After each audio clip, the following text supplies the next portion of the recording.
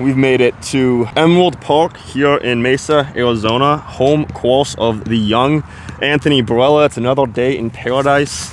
And you guys came in clutch with your questions in my last video.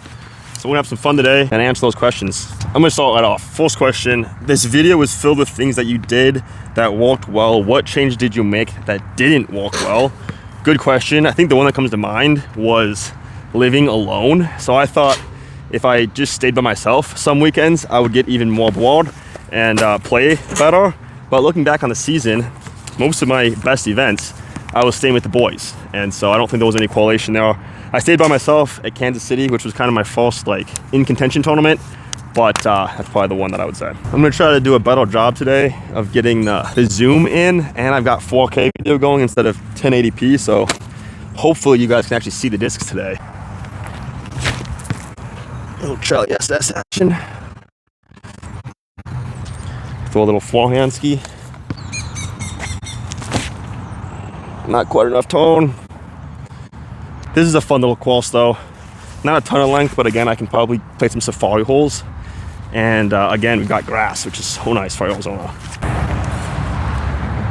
All right, if I could only use 7 discs in a tournament, and how much would it affect me? Let's go NUKE OS, NUKE, Raptor, Zone, Charlie SS. Let's go Passion, and let's throw the Hallex in there too. I've been liking that disc. Honestly, 7 discs is a lot, and I probably wouldn't play that much waltz. Okay, guys, this is crazy right now. I'm walking up here to hole 2's tee box. We got construction going on, but check out this. We got some people out here playing with some rings, baby. I'm trying to get that max distance out here. Those things would be. Does Discraft need to make a ring? A Discraft ring that we can just throw like, 1,000 feet. Maybe try to beat Anthony in a distance contest for once. Another Charlie SS.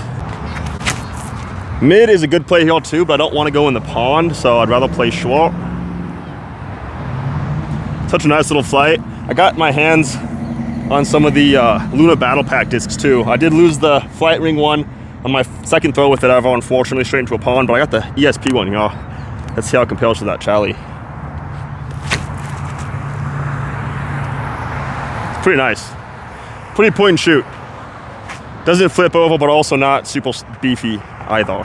Are you still vegan? And also, how do you manage nutrition? So I would say yes, and I would also say very easily, all nutrients come from plants. Every animal that you see, it comes from plants, right? Carnivores eat herbivores, and herbivores eat plants. So I'm just kind of skipping out that middleman and just going straight to the plant, straight to the source. Next question, what is your diet like? Obviously, plant-based. I do dabble a little bit, so I'm not 100% strict like I was as a kid, but it's still almost completely plant-based, mostly whole food, a lot of beans.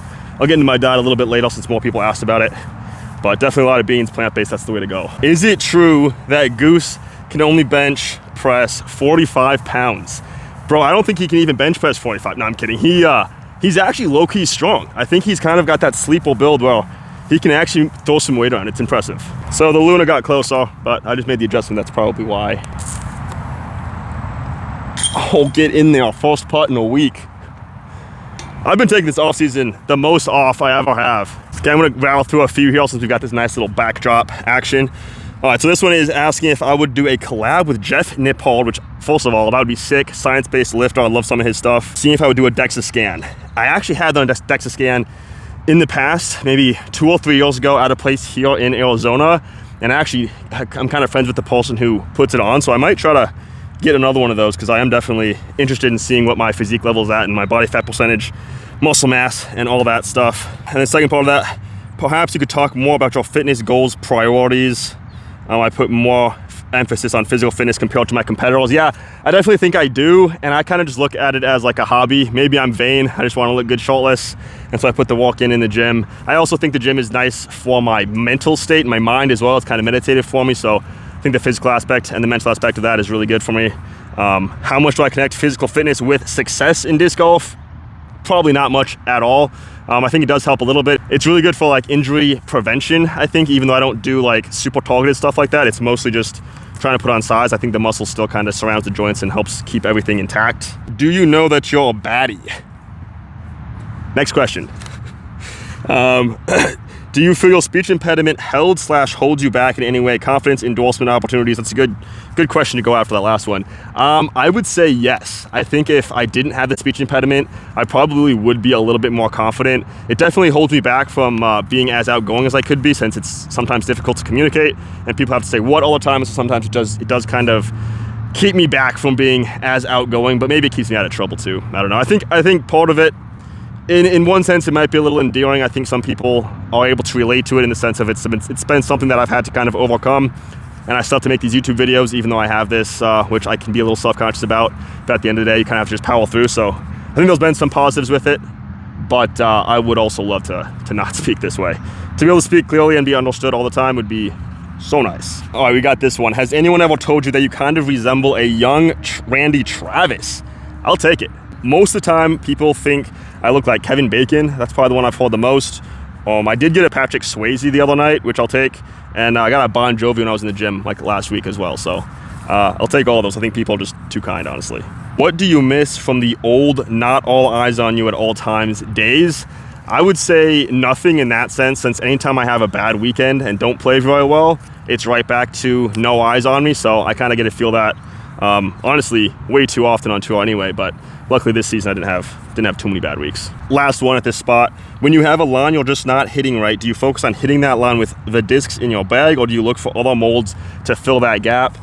My bag is set up pretty well to where I don't really have any gaps in my bag, and so if I'm having trouble hitting a line, I pretty much always know the issue is me and not the actual discs. So I can just kind of always trust the discs. Since I know they're good, I have to just in myself find a way to hit the line with my actual throws. Let's move on to the next shot, y'all.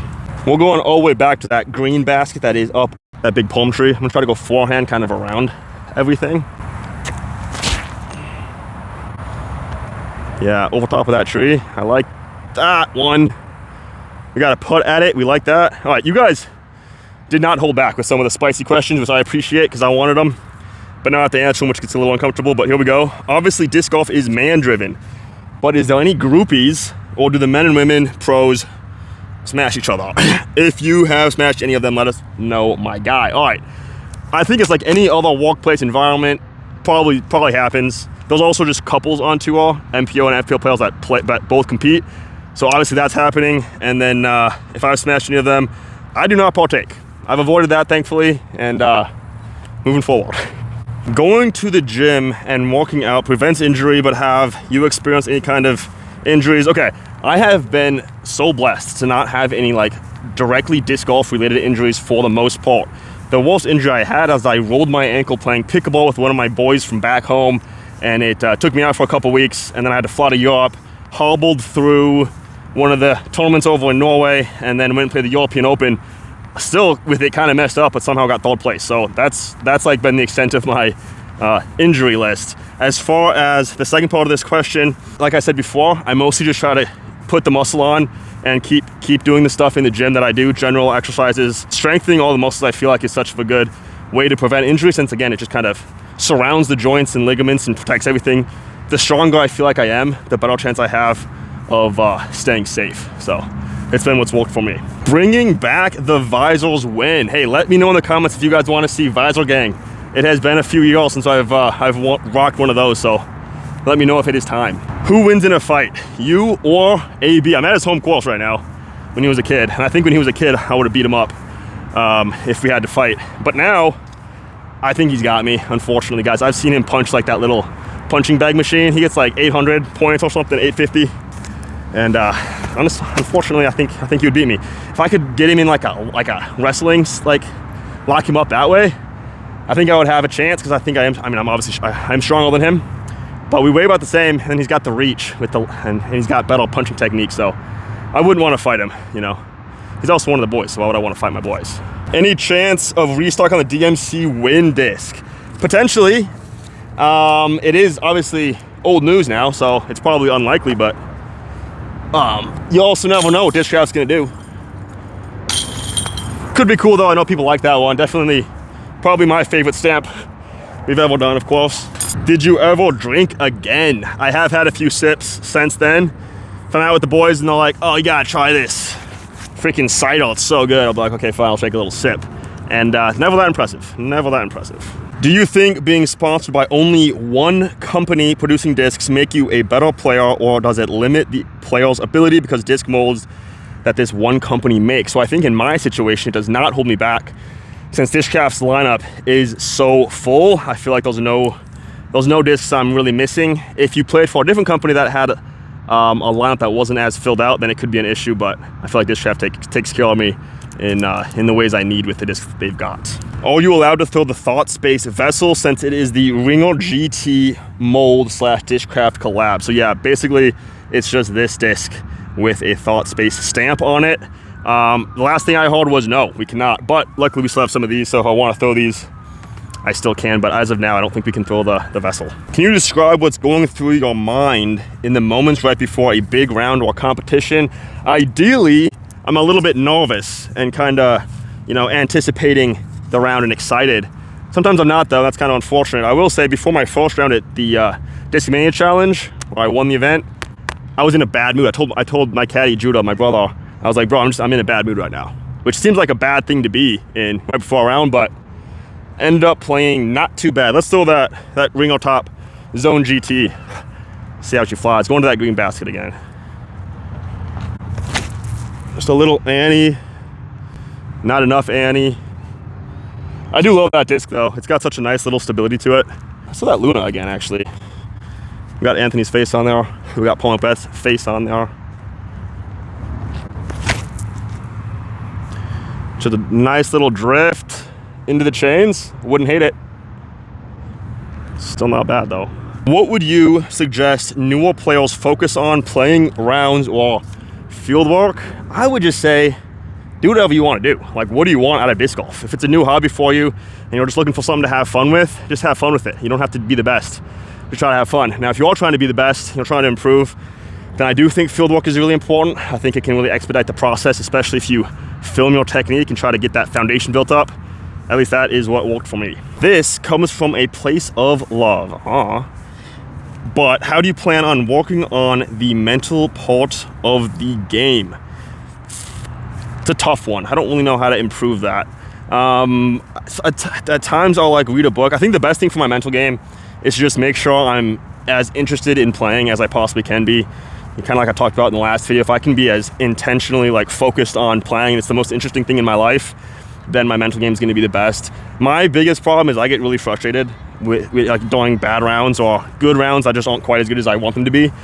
And I thought a lot about that though, and I feel like, talking with my friends too, like part of the reason I've gotten to where I'm at is because I get so pissed off and I care so much. And so I don't even know if that's something I want to change. Obviously the way I display that can be improved, but yeah, I don't know if you have any tips for me to improve the mental game. It's how do you change your brain? Your brain has to change your brain. How does that work? Okay, what is your biggest weakness? Probably ABGs or Latinas. I don't know. It's tough. Oh, unless do you mean disc golf related stuff? I don't really know, honestly. Just the overall consistency. That's what I wish I had. Like Calvin's got such a consistent game. Gannon has such a consistent game. That's the pieces of it I want to steal. I feel like as far as the shots go, I can even throw Annies nowadays. So I feel like as far as shots go, I've got most of that down. So I just need to get the consistency improved. It's a fun little railing putt, y'all. This might be what the Pro Tour needs next season, guys. I have to go through the... Oh, I got that, but I didn't make it. Get in there. Oh my gosh. Really should just throw the Luna. Kind of interested to see how this shot works. I'm in 0.6 zoom right now, so the zoom is not going to be that great, but I kind of have to get this angle so the tree's not in the way. Either way, would you rather fight one goose-sized duck or 100 duck-sized geese or 100 duck-sized gooses? I'm going to pick that one. I want to see Goose Man, but in duck-sized form, is running around, just freaking punting that guy.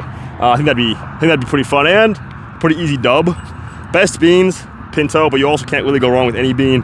Any new Squatch bag talks? Yes, we've got my second Signature Series bag in the works. It's going to be the small one, the Lore. I've been loving this bag, and we've got a pretty sick colorway cooking up for you guys, so really excited about that. What drives your faith in Christ?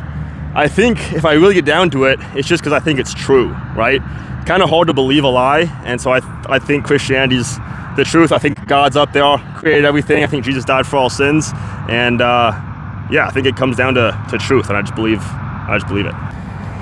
Here we go, a little turnover with the Luna. Kind of just holds it, slides up. Yeah, that's pretty nice. A little two-parter here. Do you have a girlfriend? I do not. I think it'd be kind of difficult to, with the lifestyle I live anyway. And then also I'm kind of just a little cynical about relationships in general, so kind of just avoided that my whole life. It is fun to obviously go on dates and hang out with women and stuff, but as far as getting into like a super serious relationship, at this point in my life, pretty tough. If you could ask an FPO player on a date, who would it be? So I feel like I could ask any FPO player on a date that's single. Whether they say yes or not, who knows? But that's my answer to that. If your question was, who would I want to take on a date? That'd be a different question, and I don't have to answer it since you didn't ask it, so moving on. How many pros texted you the day of the doubles event tournament asking to be my partner? 0. I think everyone hates me, and nobody wants to be my partner. I don't know what it is. I guess they just want to lose. Are you going to partner with Goose? Most likely. I would feel like that would make the most sense, but again, he didn't text me, so maybe it's not gonna happen. Did the players know about the doubles event before it was announced to us? I think it was day of. I think we got an email day of is all. But exciting stuff either way. Should be a lot of fun.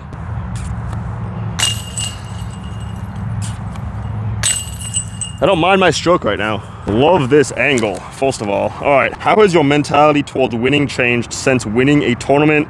Like, what were the differences in how you thought before winning and afterwards in regards to what it takes to win mentally? Honestly, not much. I felt like I could win a tournament for a very long time. It just never happened.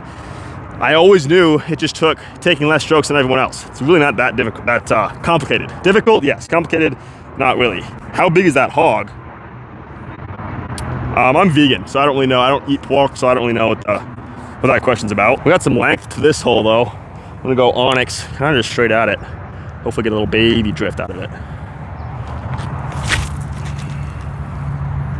Oh, too much drift. We'll go Alex. Hopefully it's still in frame. Guys, that freaking disc just flies so nice for me. I just love that. I'm gonna whip a nuke because I think I can with this distance right now. This hole is actually really long. Or maybe I'm a weenie long. Nukes, baby. We're back. Not too shabby. How many ladies slide into your DMs on a daily basis? You guys are crazy. Not very often. It does happen every once in a while, but probably less than you'd think. Honestly, women just don't really do that, you know? They got so many guys hitting on them all the time that they don't really need to go out and chase. So as a guy, if you don't want any action or to go on dates, you have to just not try. Pretty easy. Do you feel that your form has stayed about the same as when you made that video, the Power Pocket video, or have you made any changes? Yeah, I think my form has changed a decent amount, even though I haven't like specifically worked on my form that much since those days. As you can see, my old form definitely had a little bit more movement. I've made my reach back a lot more compact since then and just try to simplify everything a little bit. I did have more shoulder rotation back then and maybe some more power, but consistency and accuracy is really what scores well, so that's what I focused more on, and I think my technique's gotten better, which is nice. Yeah, just another little Alex body, no big deal.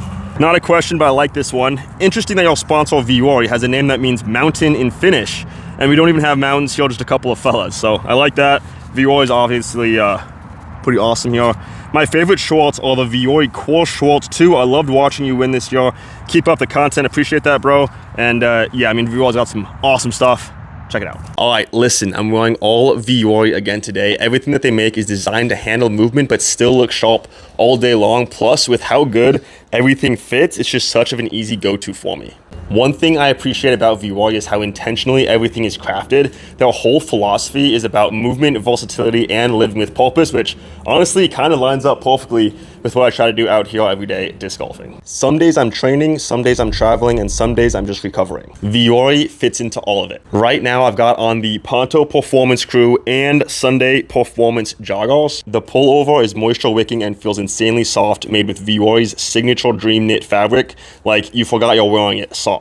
And the joggers have that perfect stretch and fit where you can warm up, throw, walk the entire course, and still be comfortable afterwards. It's also nice to rotate in the core shorts when I'm working out, or the meta pant when I need that elevated finish but still retain movement and comfort. Everything just kind of fits the flow of my routine. So if you're looking for a tire that keeps up with your day from start to finish, whether you're training, competing, or just hanging out, definitely check out Vuori. Right now is a special offer. First-time purchasers get 20% off their first purchase when they sign up for emails. Hit the link in the description below, explore the entire collection, and ultimately level up your comfort, your confidence, and your performance.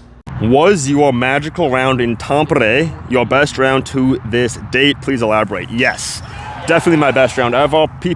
Some people say it's the best round of all time, even though it wasn't even 1100 rated. So yeah, definitely mine. I've had some good rounds in my career, thankfully, but that one takes the cake. That course was so hard. So to shoot 14 under definitely blew my expectations away. What are the top 5 biggest changes which improved your game the most since you started playing? Probably impossible to answer this question. One recent change that I've made this season, which I think has helped my throwing stats a lot, has been focusing on just the last millisecond of the throw and trying to make sure I'm getting that last little pop. For putting, for backhands, for forehands, that's really what's important, and that's helped a lot. So that was one tip. Does your contract pay enough to cover all your entry fees, travel expenses, or do you have to come out of pocket, not including tournament earnings? Thanks, best of luck next season. So for me, thankfully, I am blessed to have a good amount of support from my sponsors, and then obviously doing YouTube and social media, having these brand deals helps out a lot. So I am blessed to be able to pay for everything and not worry too much about it. Obviously, I've got to keep the play up and keep the content up, and it's not too bad. So it's a legit career somehow. I think I'm a little inside. Oh, maybe not. Catch that side slope and then drift back to the left. Could be okay. What disc from Discraft's lineup would you recommend to noodle arm players? Easy answer, the Soul. This disc is so good and so underrated. Definitely check it out. What is your workout routine? You are absolutely jacked. Appreciate that. So I do a 2-day split. I do upper body one day, lower body the next day, alternate, and do that 3 times a week. So I get 6 days working out a week, and then make sure you have good technique. Try to push close to failure on every walking set, and yeah, you'll be golden. This is a good one. I like this. So you really sprung to a top level this year. Congratulations. So first of all, thank you. I hear commentators, players, and even people who are close to you often talk or tease you about your clothing being too tight or showy or things like that. I definitely do get some of that. Why not just talk about it? How does this kind of comment affect you, if at all? First of all, I'm sorry you've got to go through that, because some people definitely don't take it as well as, I guess, as other people do, so it can be offensive. But so for me, when I see those comments, it does not really bother me at all, because I'm just going to dress how I want to and what feels comfortable and what makes me confident. And also, I've worked so freaking hard on this body that if I wear baggy clothes, it's kind of like a waste, you know? But then also on a comfort level, I find baggy clothes, for the most part, so uncomfortable. I like clothes that fit me correctly. And so for me, that's just clothes that fit a little bit more snug. Also, sometimes I just think, like, if somebody comments how my clothes are too tight, I just imagine that they're fat and they're just jealous. And you know what? It is what it is. I'm gonna dress how I want. But also, like, if baggy fit is your style, I ain't gonna knock you for it, you know? That's what you like. That's what you like. I myself, though, it's just, yeah, I don't know. I feel like I look my best when my clothes fit a little bit more snug, and if I feel like if I look good, then I can feel good, and I can play good. Okay, back to money. I guess I'm also curious about money.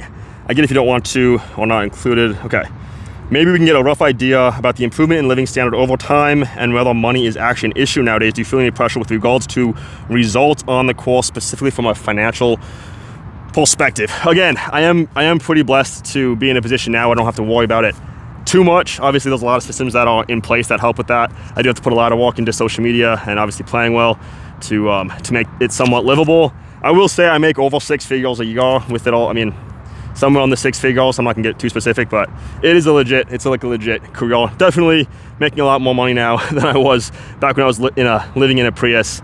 And so yes, my standard of living has definitely improved a lot. As far as worrying about it, last season, 2024, when I was playing really bad, the thoughts did pop into my head of like, man, if I play like this bad for long enough, it's not going to be feasible to stay on 2 holes. So that did creep into my mind, but thankfully this season was really good. If I can continue in that trajectory, I shouldn't have to worry about it. But there are people that are quitting 2 hole, and it's like, man, if they were getting paid a lot more money and there was more money in the sport, they'd probably still be on 2 hole. So it is something to think about. Point and shoot, little drifty fade. Go. And people still don't throw nebulas. People are still a buzz. It's like such a good disc. Let's try this little flex line though. I don't know if you can see it on camera, but I'm gonna try it.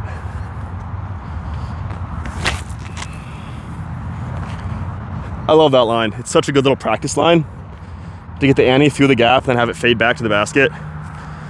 It's really good practice. Talk to us about the rounds where Goose and I have a good game plan, but suck. So, unfortunately, so much of life, maybe not unfortunately, but it's just the way it is. So much of life seems to be completely random and out of control. Think about it. If I had control over my mental game or focus or how I played, I would play good every time. So obviously, it's a little bit out of control. So we can have the best game plan we want, practice really well, do everything right. It's just not going to always result in good results. So kind of just is the way it is, you know. Then those times when you feel like you didn't practice that well, and maybe you play well. And so there's not a direct correlation. It's mostly just about trying to improve overall as much as you can, and then put yourself in a position where you can kind of get lucky that one day and play well, and then get that dub. How did you get into the sport of disc golf, and what made you want to join the tour? Honestly, just saw some people randomly playing it, and it looked fun, so picked it up and tried it.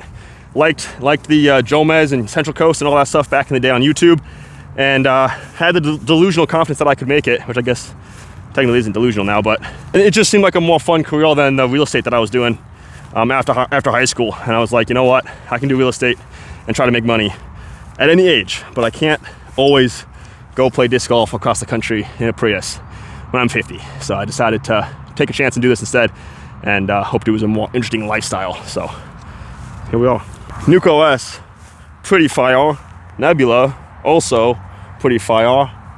Putt, pretty, oh my gosh. Wow, pretty not fire. Screw me, I guess. That's crazy. See, that's the thing, guys. You can do everything right. You can even throw the right shots. And sometimes it just doesn't work out. Life isn't fair. That's the way it is. What is your tournament preparation like? What kind of practice do you do in the days leading up to the tournament? Do you have a routine before you tee off each round? So my tournament practice week is just practice the course, practice putts, some field walk sometimes, depending on if I do 2 rounds a day or not. As far as the day of goes, I'll usually wake up, chill out until like a couple hours before my tee time, practice putt in the backyard for like 15 minutes, go find a course, throw some discs for like 20 minutes, go to the course, putt a little bit, throw some discs into the net for like 15 minutes, and then hit number one's tee and hopefully play good. Your style is one of the classiest on tour. Where do you get your stuff from? Any full partnerships? So I've been partnering with Vuori lately. I've really been loving their stuff. The Metapan is awesome. I can play in it, compete in it, chill out in it, go out in it, whatever you want. And then the Ponto Performance Polo is great to compete in as well. It looks really professional, stretchy, all that good stuff. 100% re-signing with Discraft. I'm in off-season talks right now, and so far nothing is signed. So I guess technically no, but we'll see what happens. Regarding the lifting on tournament week, I'd like you to elaborate on that a bit. I think lifting is obviously good, and as long as you don't go stiff, I think you'll throw farther and be less prone to injury. I think that's the key right there. Less prone to injury is really important. With that said, I think it's very strange for a pro athlete to pretty much pre-fatigue before competition, so I'm curious what your thoughts process on it were and how it possibly changed. So yeah, I mean, I guess in previous seasons, I guess I would pre-fatigue. I don't know. I mean, the workouts that I do aren't like super exhausting. It's not like a ton of cardio. It's just weightlifting stuff. So it does take a little bit of a toll, but not to the point of, you know, exhausting me for the next day. This season, obviously, I did dial that back a little bit to where I wasn't working out before tournament rounds. I do think that gave me a little bit of extra energy. So I think it works out. Off the tee, depending on the hole, do you go with a big drive and risk OB, or more strategic and throw shorter, or get onto a safe landing spot? Yeah, definitely hole dependent. I think it's funny this guy responded, you answer your own question depending on the hole. But it's true. It's like it definitely depends on the hole, definitely depends on the situation, the weather, the wind, all that stuff is going to play a factor into how aggressively I play a hole. How many donuts can you stack on it? Okay, probably a few if it's like the mini ones. I'm kidding, I answered that question. Do you dislike giving random fans, people, fist bumps and handshakes? Absolutely not. Here's the thing. Without you guys, I got nothing. I don't have a job. So I'm happy to give you guys fist bumps and handshakes and take photos and sign discs and whatever it is. So this career is kind of propped up by having people want to actually support, so I appreciate it. How did you learn disc golf technique? Was it YouTube videos, coaching, clinics, or something else? What would you recommend to beginners about improving their skill? Yeah, so I mostly did YouTube videos. I learned a lot from, you know, Vuori and Ricky and Will Schustrick and Simon and Avery Jenkins. Like, a lot of the people on YouTube at the time had a lot of good info, and so I was able to learn from that. Honestly, a lot of it too was just viewing people's technique that had good technique, and then filming myself and trying to compare and contrast and find out what was like textbook good form based on a culmination of all the pros that had good technique, and then trying to make my form reflect that a little bit. So that's also kind of advice I would give to you as well if you're trying to improve, is to film yourself, dissect it, and improve it that way. Let's play some more holes. It's a good little opportunity to throw a little flex shot here. Cap wrap.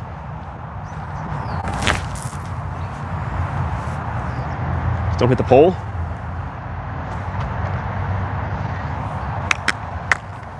What will your main focus be this off season?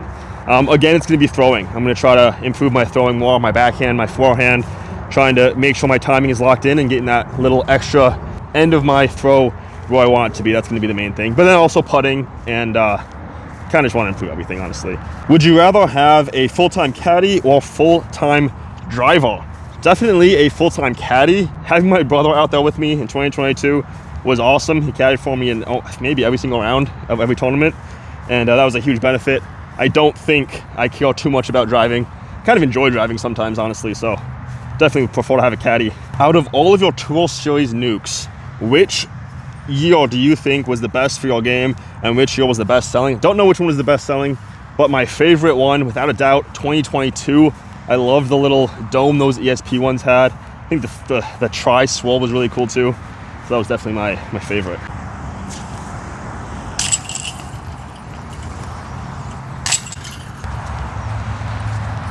Bamf! Not a question, but yeah, that place was sick. Do you have any ghost or alien stories? Nope. Just trying to toss it out there. Not counting Gooseman or myself, who will have the biggest breakout season next year? I'm gonna go with my boy Luke Taylor, Discraft guy. He's got a lot of the tools, man. He could have a really good season next year. I would not be surprised if he picks up a win next year. I think the thing I hate about his game the most is his putt, to be honest. I feel like if he could get away from the nose up, it's like spinny putt, I think it could help improve his game a lot. To be fair though, I don't know his stats. Maybe he's just nasty at putting. But I feel like with that putting style, if you miss your putt, you're going 40 feet past it. So I think if he changed that, I think it'd be good. But he obviously, from what I've seen, he putts well enough, so maybe don't change it. I don't know. But he has a really solid game overall. He throws the disc incredibly well. He's got that little tight flex line. And he does full tour. He's like 19 years old. So I think as he continues to grow into his game, he's just going to really be a threat out there. Do most people have part-time or seasonal jobs to supplement income, sponsorships, support loved ones? So kind of going back to this, it is one of those careers where the disparity between the top and the bottom is quite vast. If you're the very best player at the very top of the game, you're making a good amount of money. And if you're like 30th place, 40th place to the bottom, it's really struggle. And so I think a lot of those people do have to have like part-time jobs in the off season to kind of build up some funds to make the next season worth it. So it's definitely a little struggle if you're not on top. Should I try step putting? Bring it back for 2026? If they don't ban it. I don't know if I thought that was the plan, to ban the step putting for 2026, but I don't know if that's actually gonna happen. I haven't heard anything about it in forever, so maybe we can do it. Obviously 2025, I didn't really step putt much at all, so I think I'd be fine either way, but we'll see what happens. For an average disc golfer that's changing his form, do you think it's easier to mimic a professional disc golfer swing to try to change his whole swing watching instruction videos? I would say everyone's body is a little bit different, so everyone's technique is probably going to be a little bit different. I think it's more important to just have a general understanding of what textbook form is and try to get like some of the important points down, where the reach back should be, what the timing should be, how the X step looks, the rotation, the follow through. Try to get those like basic general ideals kind of figured out, and then try to get your body to kind of fit into them a little bit. It's gonna look a little bit different than every other pro, probably, because every pro has a little bit different technique. So don't be too locked into one person as far as copying it goes, but just try to have a general, overall, solid technique, if that makes sense. Too low. Give me a skip. Oh, got it. I got a really good skip. Okay. What if I went with my extreme? Just inside of the tree, just inside the basket. Oh my gosh, you gotta be kidding me. When are you coming back to Sodak? We miss you. Probably not for a very long time. The season for 2026 doesn't really include a good time frame for me to come back, so it might not be until 2027 or after. Who are you partnering with at the Preserve next year? Again, nobody hit me up, so I might not be playing it. That'd be crazy. I guess I could go back to South Dakota then that week, though, if I can't play it. But I don't know. I guess we'll find out. A lot of good people I could play with. I think Gooseman would obviously make sense. Maybe Brody if he's playing at that time. I think Ezra on the same team could be really cool. Maybe Luke Taylor. I don't know. We'll see. There's definitely some options. Maybe Austin Turner, get the lefty side of the game. Could be a lot of fun matchups. Guys, I've got so many questions to answer yet. This video is already being super long, so this is gonna be my last throw, and I'm gonna go back to the house and just hang out with you guys and answer some of the rest of them. Going nuke.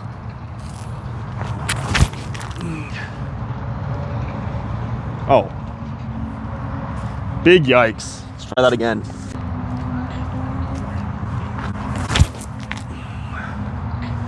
That one might fly. Tough hole. What does your workout routine look like during the season compared to the off season?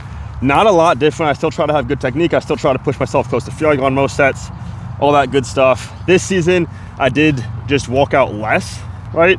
So in this off season, I'm getting like 6 days a weekend. This season, mid-season, I was getting like 3 to 4 days a week is all. So that's probably been the biggest change. I'm also increasing the weight a little bit more and trying to get stronger and put on a little more size, but I've been working out for so long, it's kind of tough to do that. I've kind of plateaued. ESP Hallex for hole 15 at USDGC might be an option next year. My guy, that was an option this year. I threw it on hole 15 in 2025, and it worked out great. Good disc. Will you re-up with Discraft or go with another company? Again, the jury's not out on that yet. Still trying to figure it all out. Obviously, Discraft's been great to me, so we'll see what happens. It's been, 6 years or 5 years with them, so it'd be interesting to be somewhere else. But I'm still under contract for Discraft, at least for the next month. So yeah, we'll see what happens. I've given myself 4 chances to make a throw in here on the last shot of the day. Good height, check it right. Oh. That might be it. Dang it. I tried for you guys, I tried. Welcome to my backyard. We got the basket set up, we got the net set up. I need to get my tech disc going because I want to get my nose angle improved this year. But let's get right back into it. Would you rather win a major next year or finish better than Gooseman in every tournament next year? Definitely win a major. Although if I beat Goose at every event, there's probably a really good chance that I won a major, and several other events, he has some really good finishes. And if you beat Goose at every event, you probably have a really good year.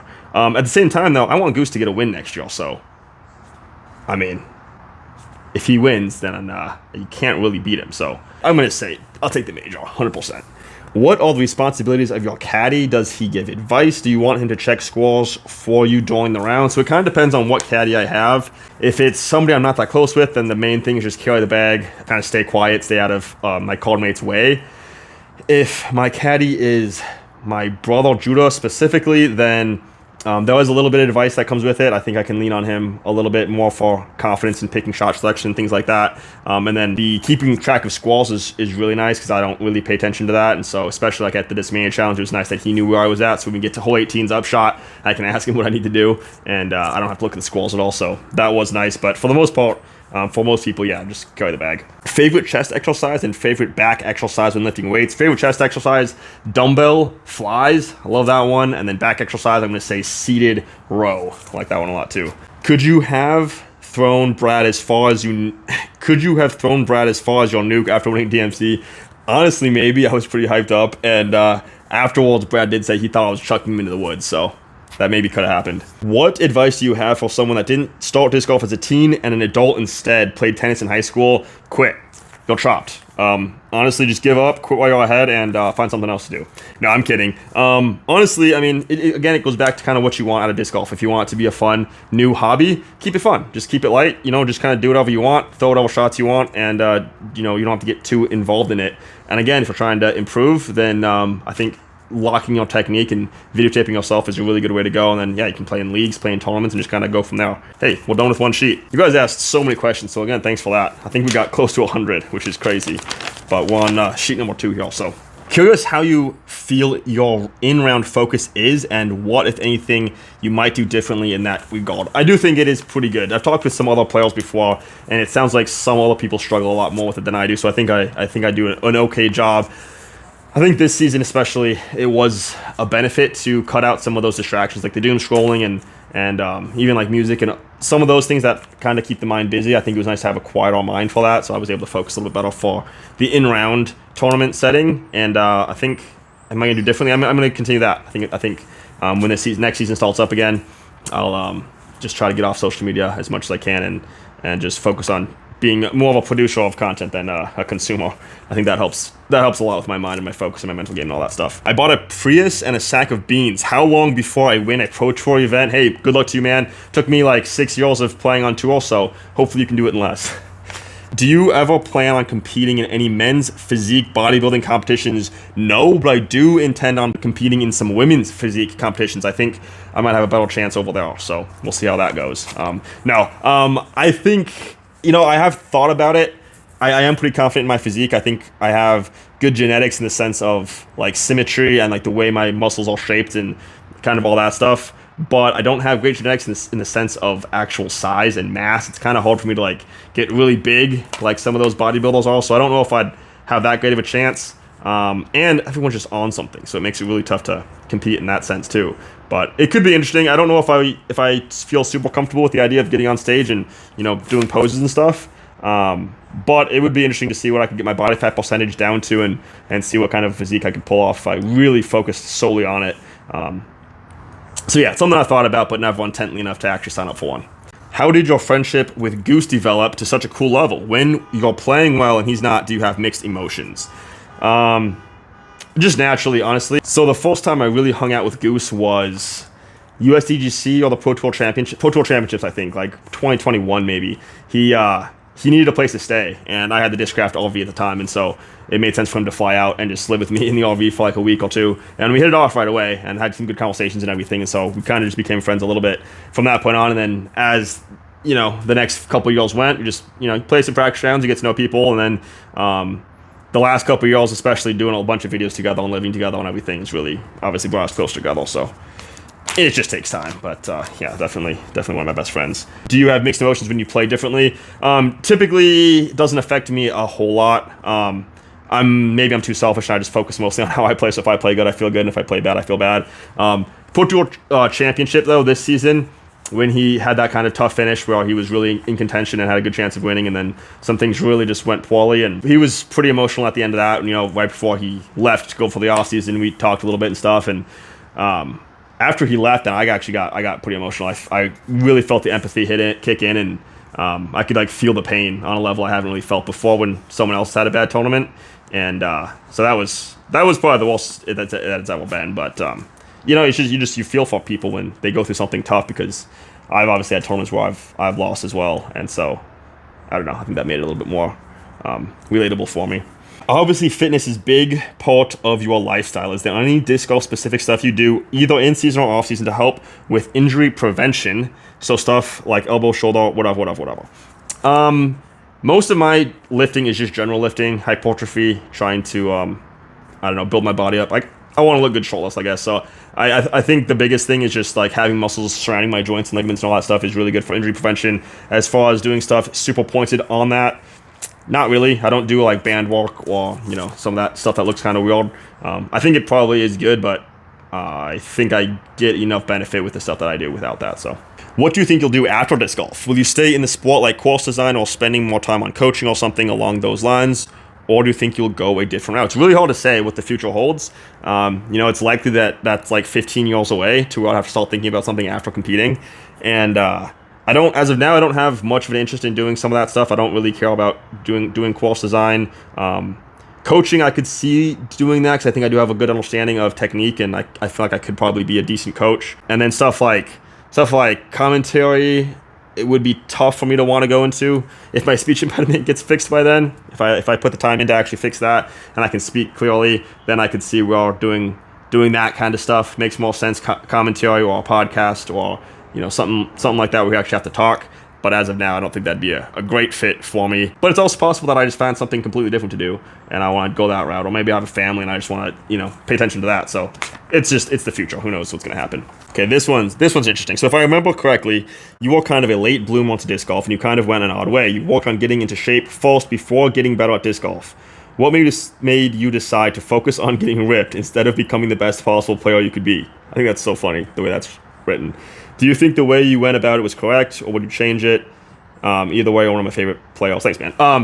So I don't think the way that's written makes sense. It makes it sound like I was like, I'm going to put off playing good, and I'm just going to try to get jacked. And I don't think it was like that at all. I just had a passion for being in shape and fitness in general, and so it was kind of like a secondary benefit to do. It wasn't like I decided to just try to get in shape and then go play disc golf. It kind of happened at the same time where I wanted to get good at both, I guess. And they weren't symbiotic really at all. It was just like I wanted to be as good at disc golf as I could possibly be, and I also really had a passion for getting in shape. So it kind of makes it sound like I didn't try to become the best player I could be and instead worked on getting my physique up, when I don't think it took away from me improving my disc golf skills at all. When are you bringing your Charlie SS game to New Zealand? I don't know, man. I think it would be a really cool experience to go down and play down under, but the thing is, it's in the middle of the off season when I want to take the off season a little bit off or just really practice and gear up for the next season. So it's kind of a tough sell for me to fly all the way out to this country and travel and play for a month and a half, and that's what I do all season long. So it would be cool, but it is kind of a tough sell. Can you please upload an updated version of what you eat for all 3 meals, including all the beans recipes? Bean recipe, super simple. It's beans and water. So my diet this season mostly consisted of throw some beans in a pot, cook them up. Put some hot sauce on there, some salsa on there, some avocado on there, eat that with a spoon, and then do the same thing for supper. And before each meal, usually eat some watermelon. That's pretty much what my diet consisted of for the majority of the season. Now, this offseason, I have been having tortillas with that, which kind of helps with the taste a little bit. Tastes kind of good. It's kind of fun to eat out of a tortilla as well. And then some of these mornings, I've incorporated a bagel with some vegan cream cheese, which is pretty fire, but it's kind of like a guilty pleasure. And I drink a little bit of that Peak Ndonka tea too, which I've been liking as well. So diet's pretty simple, but it's mostly the beans. I don't use spices. The hot sauce and the salsa and the avocado make it taste great. I think it helped our game when you had a caddy. I have been enjoying your videos. It's very interesting to hear your insights on the game. Yeah, I would agree with that. I think looking back on the season, a lot of my best events, I had a caddy on my bag, and I think just the taking the load off of me and keeping me fresh helps a lot. I think having familiarity with my brother or my dad or whatever it is can help a lot as well. And yeah, hopefully we can get more of that next season, but we'll see what the scheduling looks like. One of my favorite players, congrats on a great season. Biggest pet peeve of the 2025 season.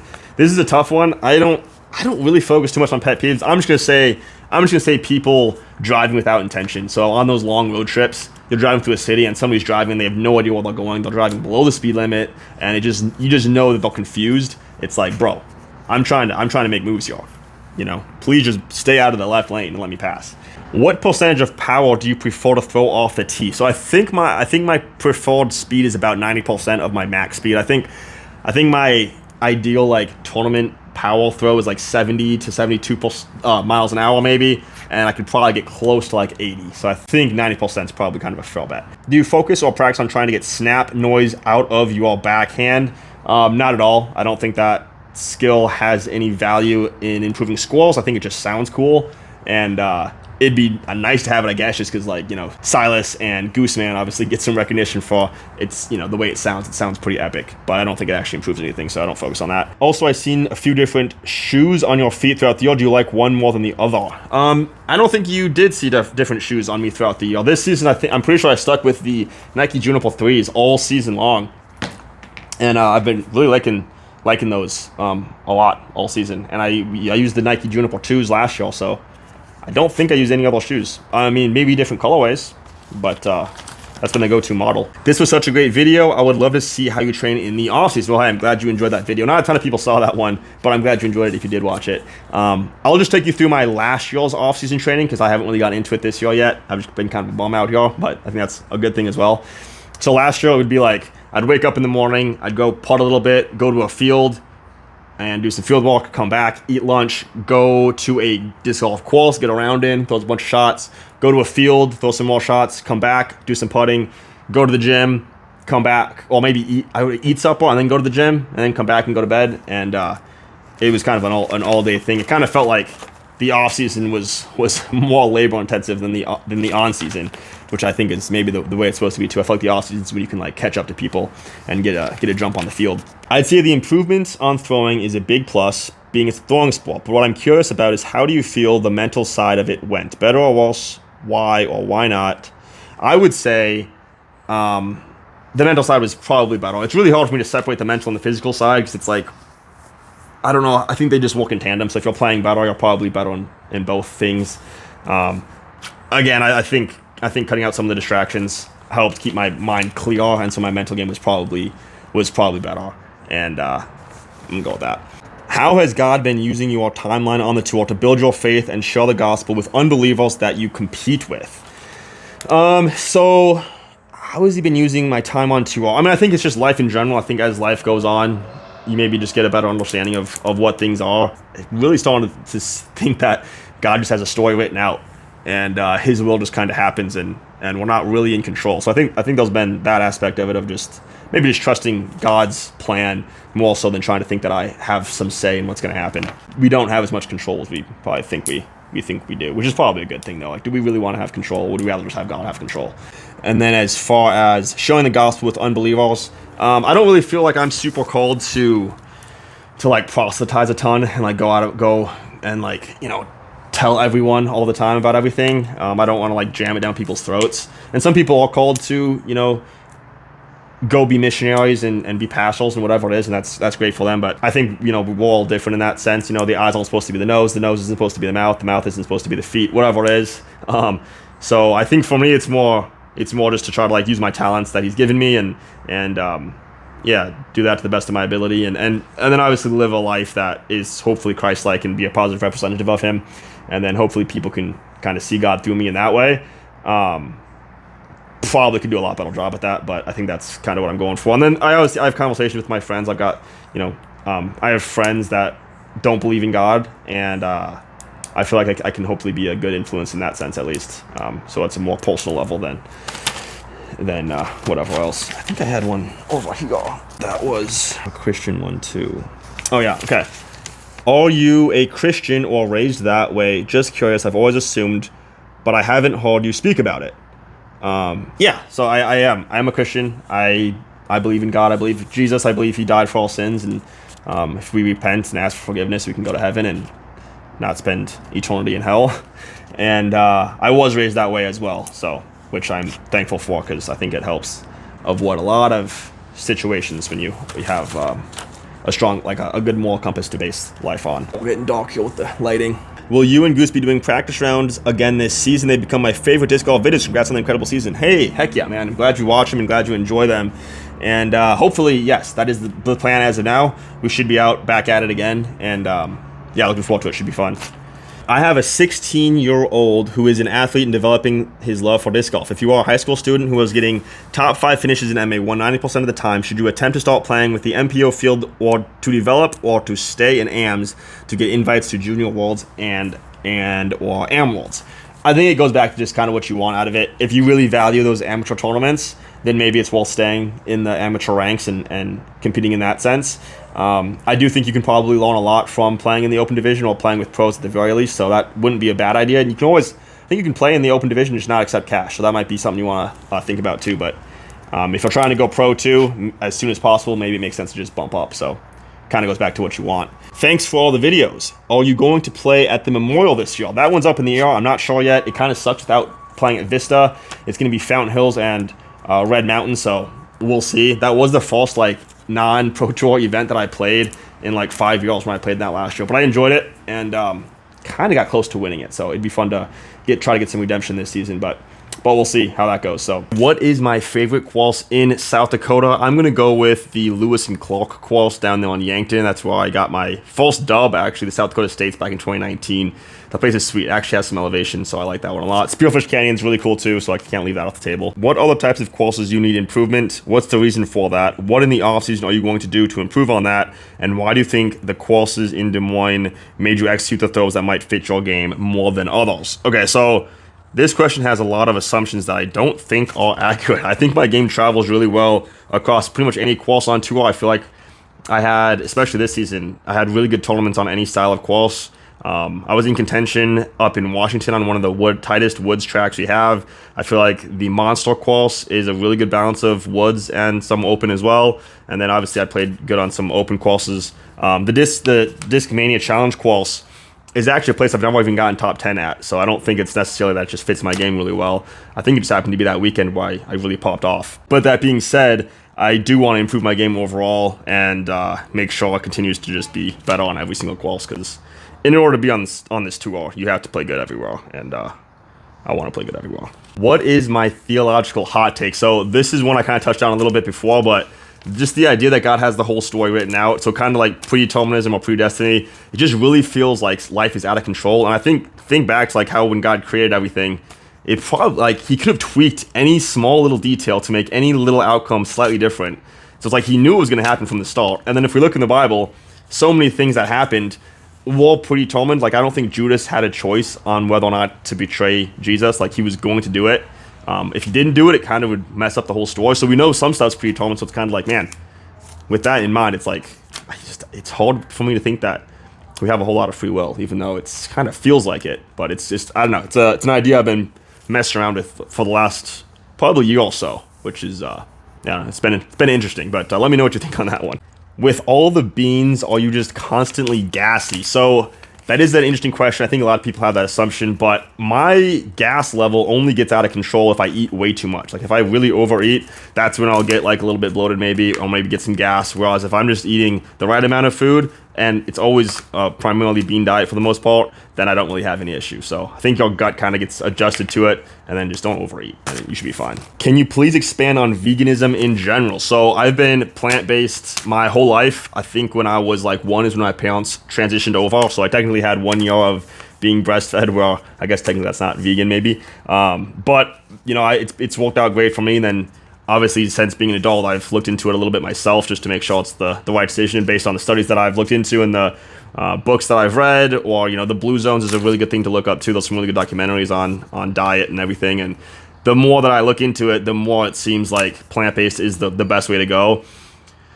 It obviously works out great for the present moment. You know, I get plenty of protein to sustain my body and give me the fuel that I need. And I think it's even better for longevity based on everything I've looked into. And I want to be healthy and active when I'm 60, 70, 80 years old. I don't want to be, you know, laying in a hospital bed hooked up to a defibrillator and, you know, getting food pumped into my stomach. I want to be able to actually be active when I'm later on in life. And so plant-based seems to be the best way to go. Again, if you haven't looked up Blue Zones, definitely go Google that, and you can see what I'm talking about.